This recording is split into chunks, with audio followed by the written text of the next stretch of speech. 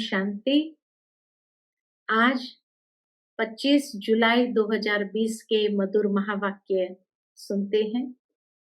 आज की मुरली में बाबा एक पिता के रूप में हम सभी बच्चों को बहुत सुंदर छोटी छोटी बातें भी ध्यान पर खिंचवा रहे हैं, अटेंशन दिला रहे हैं।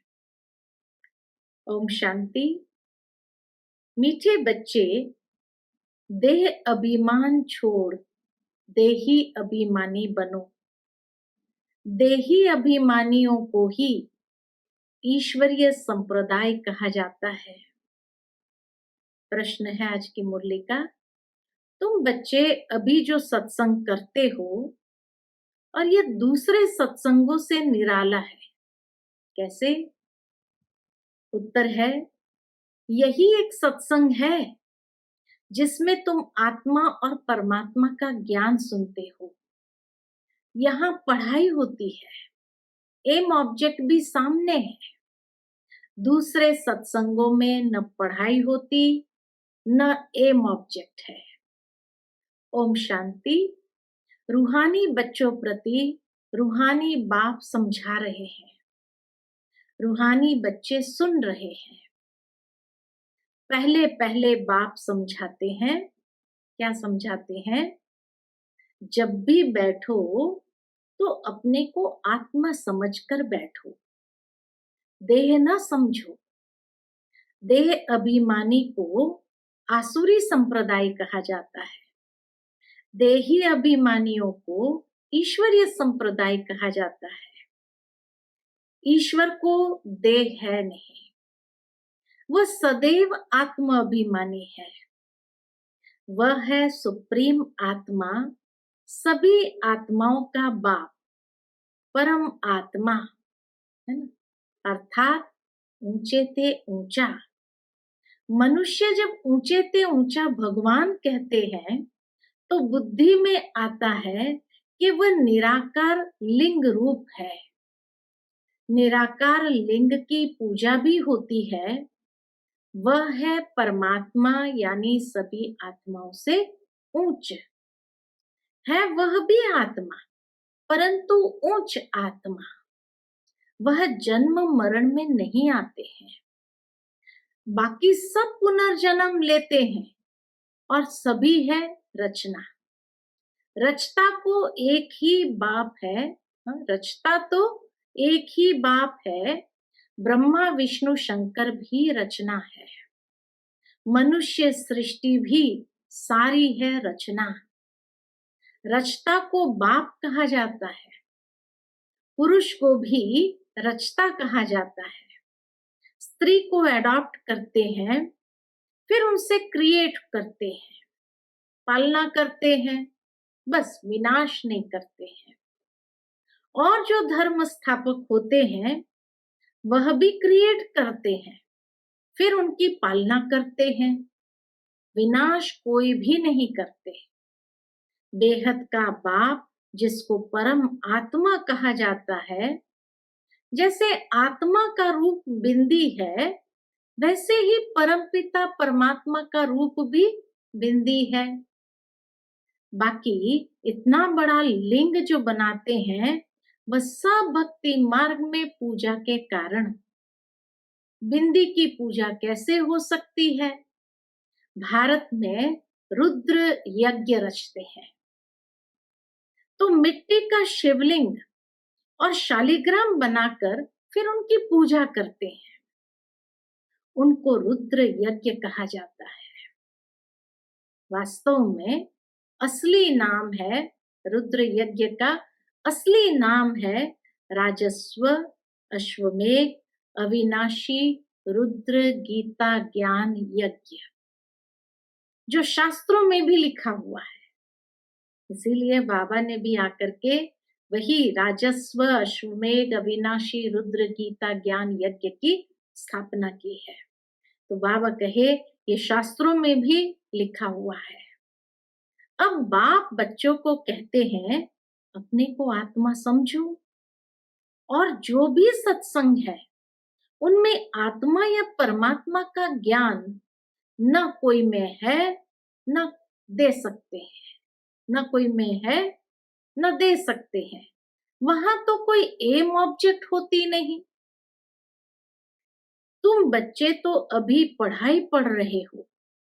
तुम जानते हो आत्मा शरीर में प्रवेश करती है। आत्मा अविनाशी है, शरीर विनाशी है। शरीर द्वारा पाठ बजाती है। आत्मा तो अशरीरी है ना। कहते भी है नंगे आए हैं नंगे जाना है। शरीर धारण किया फिर शरीर छोड़कर नंगे जाना है। ये बाप तुम बच्चों को ही बैठ समझाते हैं। यह भी बच्चे जानते हैं भारत में सतयुग था तो देवी देवताओं का राज्य था, एक ही धर्म था। यह भी भारतवासी नहीं जानते हैं।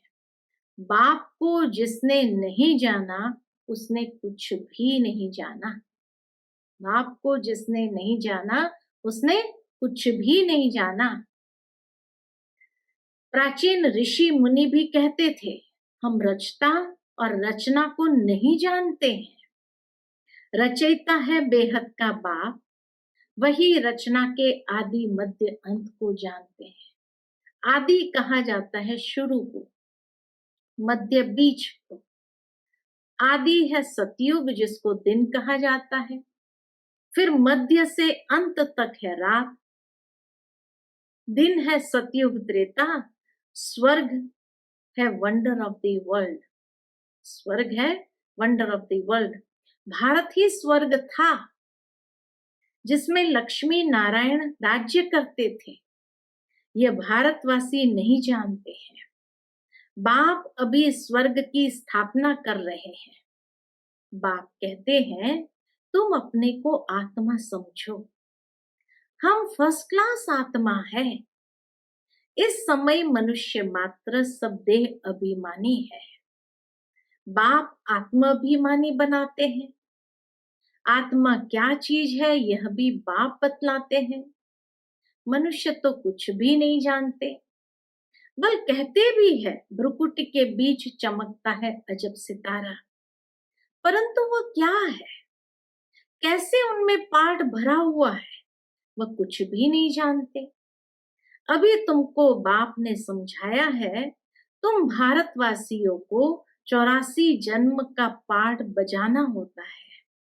भारत ही उच्च खंड है। जो भी मनुष्य मात्र है उनका यह तीर्थ है। सर्व की सदगति करने बाप यहाँ आते हैं। रावण राज्य से लिबरेट कर गाइड बन, क्या गाइड बन साथ में ले जाते हैं। मनुष्य तो ऐसे ही कह देते, अर्थ कुछ भी नहीं जानते। भारत में पहले देवी देवता थे, उन्हों को ही फिर पुनर्जन्म लेना पड़ता है। भारतवासी ही सो देवता फिर क्षत्रिय वैश्य शूद्र बनते हैं, पुनर्जन्म लेते हैं ना। इस नॉलेज को पूरी रीति समझने में 7 रोज लगते हैं। पतित बुद्धि को पावन बनाना है। यह लक्ष्मी नारायण पावन दुनिया में राज्य करते थे ना, उन्हों का ही राज्य भारत में था तो और कोई धर्म नहीं था, एक ही राज्य था। भारत कितना सॉल्वेंट था, हीरे जवाहरों के महल थे। फिर रावण राज्य में पुजारी बने, फिर भक्ति मार्ग में ये मंदिर आदि बनाए हैं। सोमनाथ का मंदिर था ना, एक मंदिर तो नहीं होगा। यहाँ भी शिव के मंदिर में इतने तो हीरे जवाहरत थे जो मोहम्मद गजनवी ऊंट भर करके ले गए। इतने माल थे, बाबा कहे इतने माल थे। ऊंट तो क्या, कोई लाखों ऊंट ले आए तो भी भर न सके। इतना यहाँ माल था, भारत के अंदर भरपूर था। सतयुग में सोने हीरे जवाहरत के तो अनेक महल थे। मोहम्मद गजनवी तो अभी आया है द्वापर में। द्वापर में भी कितने महल आदि होते हैं, वह फिर अर्थक्वेक में अंदर चले जाते हैं। रावण की कोई सोने की लंका होती नहीं है। रावण राज्य में तो भारत का ये हाल हो जाता है। 100% irreligious, unrighteous, insolvent, पतित, विशस, नई दुनिया को कहा जाता है वाइसलेस। पतित दुनिया को क्या क्या टाइटल दिया? 100% irreligious, unrighteous, insolvent, पतित, विशस। और नई दुनिया को कहा जाता है वाइसलेस। भारत शिवालय था, जिसको वंडर ऑफ द वर्ल्ड कहा जाता है। बहुत थोड़े मनुष्य थे, अभी तो करोड़ों मनुष्य है। विचार करना चाहिए ना। अभी तुम बच्चों के लिए यह पुरुषोत्तम संगम युग है, जबकि बाप तुमको पुरुषोत्तम पारस बुद्धि बना रहे हैं। बाप मनुष्य से देवता बनने की तुम्हें सुमत देते हैं। बाप की मत के लिए ही गाया जाता है, तुम्हारी गतमत न्यारी। इसका भी अर्थ कोई नहीं जानते।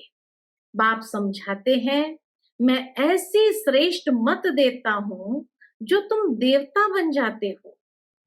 अब कलयुग पूरा होता है, पुरानी दुनिया का विनाश सामने खड़ा है। मनुष्य बिल्कुल ही घोर अंधियारे में है। कुंभकर्ण की नींद में सोए पड़े हैं, क्योंकि कहते हैं, शास्त्रों में लिखा है, कलयुग तो अभी बच्चा है। 40,000 वर्ष पड़े हैं। 84 लाख योनियां समझने के कारण कल्प की आयु भी लंबी चौड़ी कर दी है। वास्तव में है 5,000 वर्ष। बाप समझाते हैं, तुम 84 जन्म लेते हो, न कि 84 लाख। बेहद का बाप तो इन सभी शास्त्रों आदि को जानते हैं, तब तो कहते हैं, ये सब है भक्ति मार्ग के, जो आधा कल्प चलते हैं, इससे कोई मुझे नहीं मिलते। यह भी विचार करने की बात है कि अगर कल्प की आयु लाखों वर्ष दे, फिर तो संख्या बहुत होनी चाहिए। जबकि क्रिश्चियन की संख्या जबकि क्रिश्चियन की संख्या 2000 वर्ष में इतनी हुई है। भारत का असल धर्म देवी देवता धर्म है। वह चला आना चाहिए, परंतु आदि सनातन देवी देवता धर्म को भूल जाने कारण कह देते हैं, हमारा हिंदू धर्म है। हिंदू धर्म तो होता ही नहीं। बाबा के हिंदू धर्म तो होता ही नहीं। भारत कितना ऊंच था। आदि सनातन देवी देवता धर्म था तो विष्णुपुरी थी, अब है रावणपुरी। वही देवी देवता 84 जन्म के बाद क्या बन गए हैं? देवताओं को वाइसलेस समझ, अपने को विशेष समझ उनकी पूजा करते हैं। सतयुग में भारत वाइसलेस था, नई दुनिया थी, जिसको नया भारत कहते हैं। यह है पुराना भारत। नया भारत क्या था? पुराना भारत क्या है? नई दुनिया में भारत ही नया था, अब पुरानी दुनिया में भारत भी पुराना है। क्या गति हो गई है?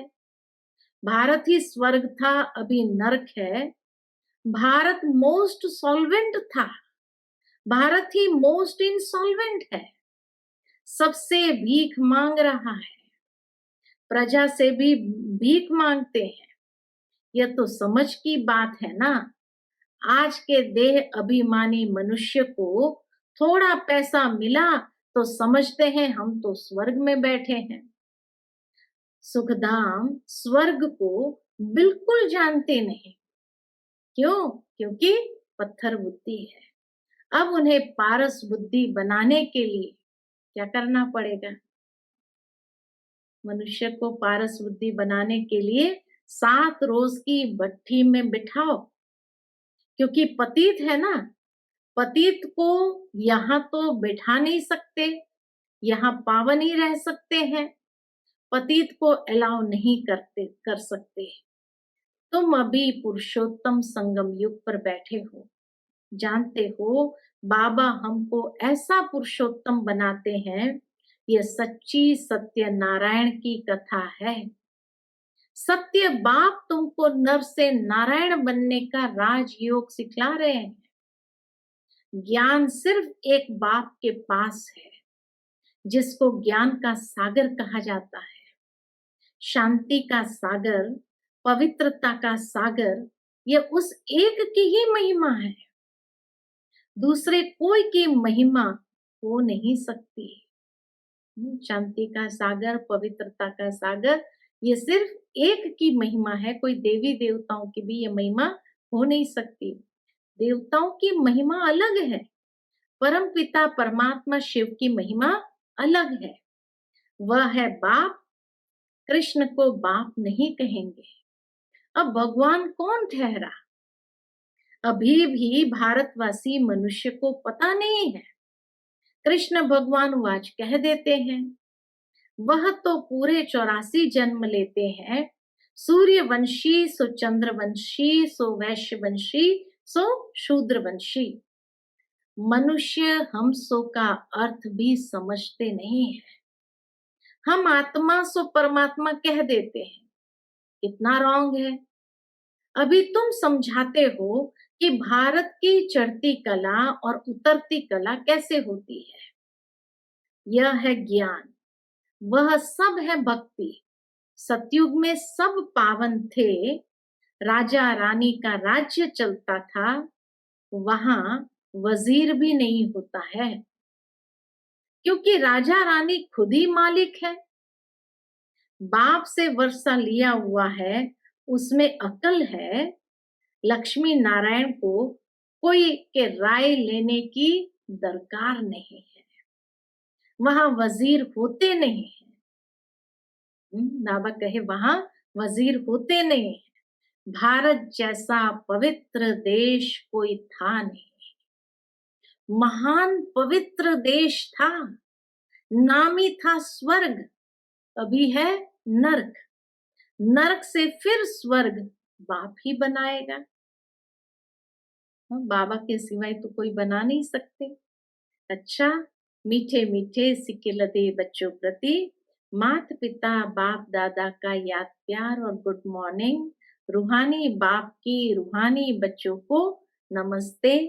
हम सभी रूहानी बच्चों की रूहानी माता पिता बाप दादा को याद प्यार गुड मॉर्निंग, नमस्ते नमस्ते।